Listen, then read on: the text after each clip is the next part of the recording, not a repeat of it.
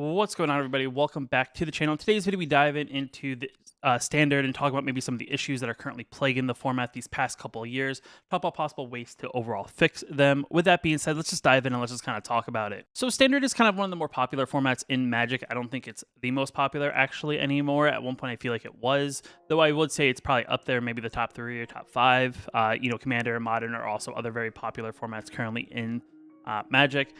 The format consists of cards that have been released in the past 2 years, is kind of like the best way to put it if you're new to Magic and don't really understand what Standard is.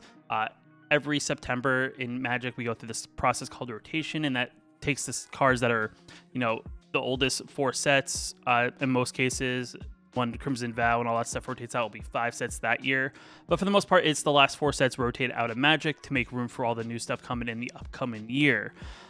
That essentially has been the process Standard has worked ever since.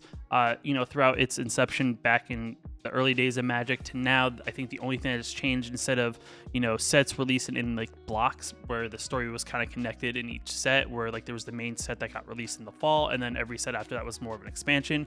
Each set of Magic currently being released is more of a standalone. I guess Crimson Vow and Innistrad is kind of like the exception more recently. Also, Guilds of Ravnica is another way, but they kind of went into these one-off story sets to kind of set up how Magic is. And I think next year or this upcoming year, with the release of Kamigawa and forward, everything's going to be more of a standalone thing and nothing's going to be really connected. So it's kind of like that's really been the only major change to how the Magic sets work with one another overall as a whole. I feel like the problem with how Standard's been operating in these more recent years is that it seems like, Standard's always really fun in the early days when, you're really trying to solve what the best decks are. You're kind of messing around with like your limited card pool, kind of figure out what, is playable and what's not as playable.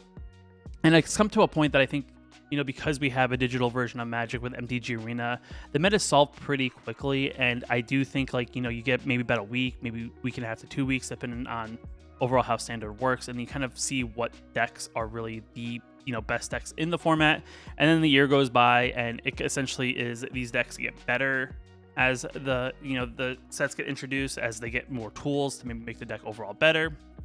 Nothing else really dethrones them unless there's some sort of major ban that happens. But that's kind of how Standard's been working more recently. I think with Throne of Eldraine, it's been a prime example of how one set dominated the format for essentially the whole 2 years that it was in Magic, as every set that almost seemed like it came out afterwards really didn't make any sort of super big impact on it, as those cards were just overall more powerful than a lot of cards that were released afterwards.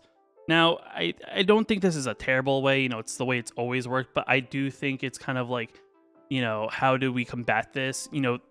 Wizards was like, in digital form, we're going to combat this by making a new format called Alchemy. We're going to release digital-only cards, and, we're going to also buff and nerf cards instead of outright banning them, to maybe combat, decks or cards that are performing way too well. And, this was a great idea. I think it was a miss just because the economy is all out of whack in Arena, and it's very hard to get into a new format when it's very complicated and expensive to really invest into cards and then play that said format.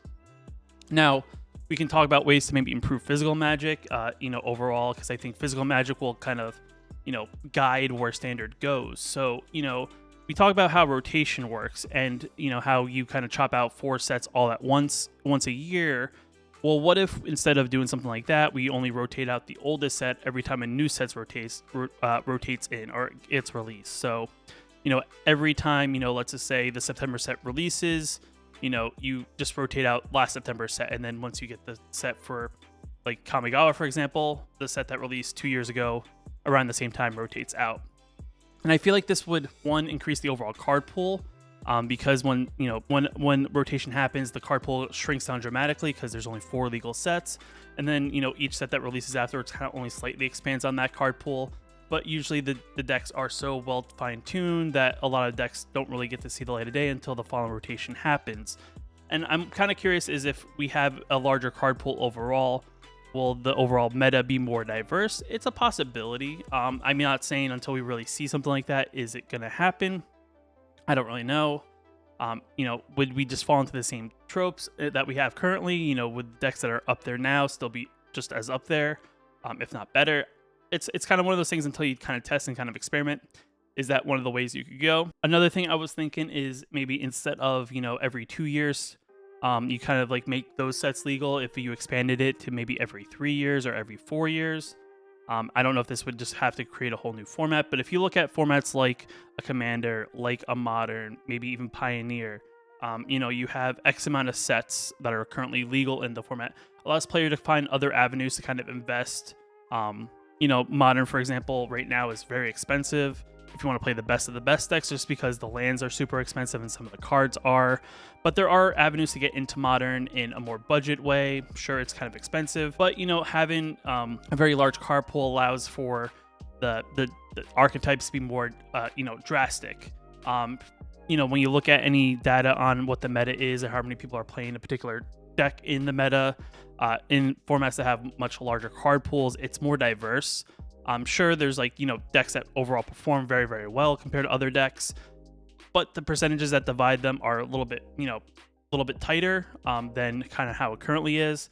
When I was actually writing up this video, I think right now there's 3 decks that are about 12% of the meta each, and then the next closest deck is about 6% of the meta. So if you think about it, there's 3 decks that make up about about quarter. I can't do math. About 33% of the meta, and then the rest of the decks kind of are just there, I guess.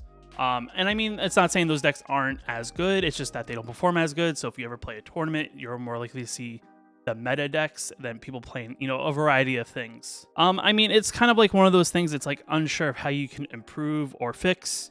I mean, do we just kind of like almost throw out Standard completely and look for a new format?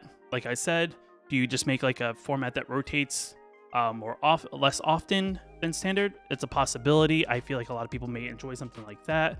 But with that being said, I mean, if you have any of your suggestions down in the comments below, I would definitely kind of like to hear what you guys think overall, what they could do to fix Standard.